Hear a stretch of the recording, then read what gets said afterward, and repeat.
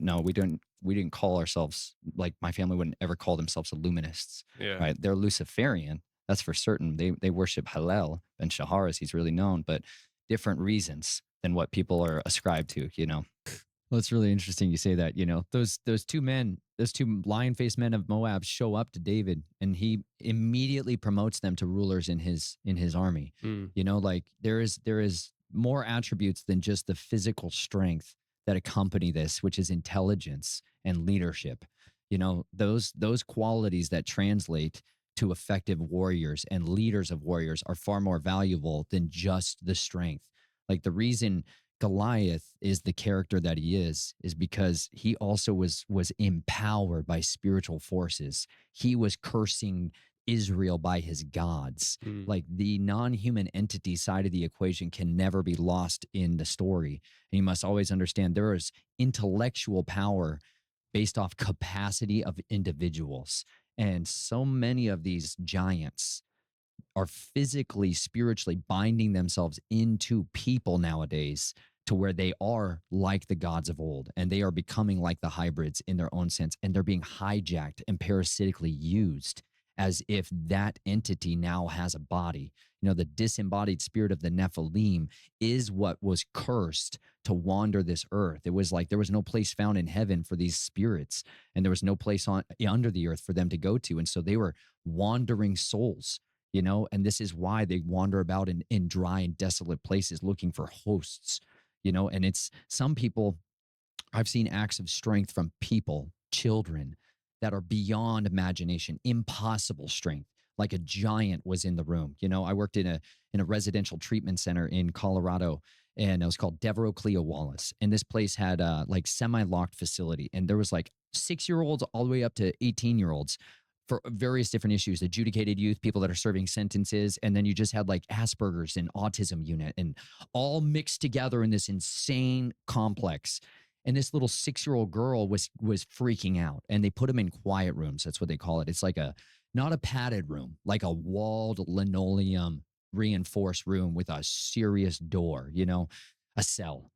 She's in that room, and all these staff are in there restraining her, all men, all like teenage or mostly college age guys. And they all have this little girl. I mean, arms are like this thick, pinning her down. And then she starts screaming in multiple voices in languages, start erupt like Twilight languages, like all this like deep Really? guttural roaring, and lifts all of us off the ground from her back, lifts us off the ground. You're like, there's no carnal explanation when you start being lifted and thrown around by a little tiny child. Because as much as we could sit here and try to talk about what are the genetic traces and lineage, it gets watered down fast. You're 5 generations away from a fallen angel for the parent. You're only at less than 5% genetic stock. You know, like it diminishes rapidly. But the spiritual doors that get open in people's lives allow access to entities that are exceedingly more powerful. You're taking a Goliath and shoving it inside the 6-year-old little girl, a warrior for thousands of years that's never had to sleep, that's only had time to plot revenge and seek psychological manipulation techniques to destroy people's lives and to feed their own insatiable lusts. And that thing gets shoved inside of a child with no restraints. And it is just all on darkness. And you can feel the atmosphere in the room shift, like with icy, horrible, cold, dread, anguish. You know, and I started praying out loud in the name of Jesus at the time, like just in Jesus' name, we bind you from affecting this little girl, and we command you to get off of her and be silent and leave her. And it was like, it's not like the movies. I know the movies like to show it as these insane, ridiculous, crazy, theatrical, heads rolling and puking all the time. Sometimes demonic possession presents like that, but the vast majority of times it's authority. And it's a command authority, and you're superseding to the judge of all the earth to intercede in a situation where we are way outclassed and outgunned and outmaneuvered. But we're calling upon the one who holds the world in his hand, and that's a real powerful, all-consuming fire that can do that. And it gave that girl her sound mind back instantly. It wasn't some crazy, horrible thing. She just was her again, and that other thing was not there. And so the majority of the encounters that I have seen, when I've seen superhuman strength, have come from what I would say are demonic or spiritual possessions of the fallen. I would contend that the vast majority of the times I've seen that. When I got later on into life in the military, I saw genetically altered men who were nothing like people in specific body groups and areas of their stamina, their endurance, or like some of the guys, they would take these injections and their legs were just powerhouses and they were kicking through doors, like reinforced doors, and doing unbelievable feats of jumping and acceleration. But other areas of their body weren't affected as much. And it really messes with them though, because there's a side effect where I feel like everything in pharmaceuticals has an unknown side effect. And that's the stuff that punished them in other areas of their mind. You know, other areas of their body became incredibly weak or degraded as their body tried to deal with the abreaction of it. The military has a lot of reasons for why they do what they do. And so much of when they're doing finders program, you know, if you ever had a recruiter show up to your school and your high school and try to rally people up, you know, they have a very different job. That's one of the only jobs in the Army you get fired for not fulfilling a quota of. There's not a lot of jobs where you get kicked out for not meeting a quota. Recruiters have a totally different pressure. But when you walk out of there, there's a dossier now on you biologically. There's blood tests that are done, and then they're going to start looking for specific precursors, not just internally, not just mentally, but internally. Like in your blood and DNA? Yes. Because in your blood and your DNA is going to have a lineage of your ancestry and your heraldry that most Americans, most westernized cultures, we have literally thrown out the door as worthless nonsense. But when you go back not too many generations, you have 1 million ancestors not long ago. And it is a very serious thing, ancestral heraldry, and how it impacts people generationally. And one of the predominant levels of that is how generational curses play out versus how generational blessings play out. And there's people that sit behind the scenes and maneuver that through oaths and curses of their children or their grandchildren to take inheritances from them later on. And these things physically manifest in their life later on. But that ancestral heraldry plays a major role in how engineered DNA altering viruses are injected into people to augment them.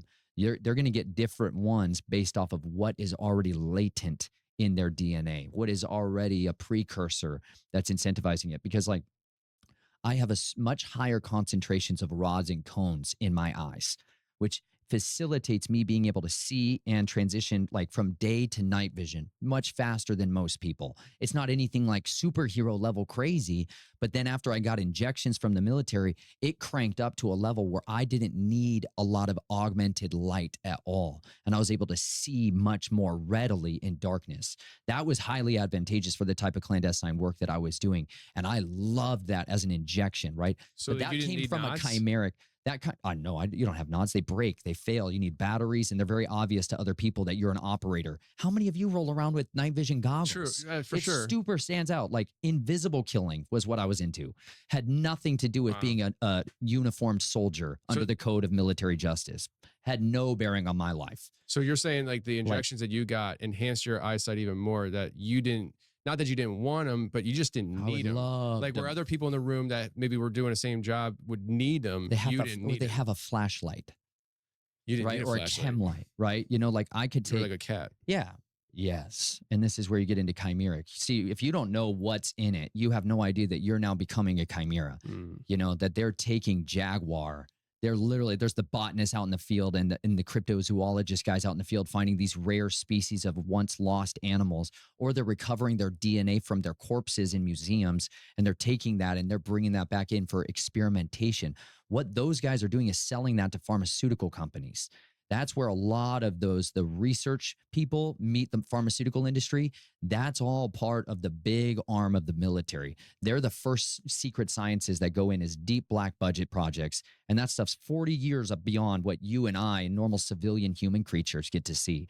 We get their junk drawer leftovers when they're used up and tired of it, like cell phones. They're like, now you guys can have them.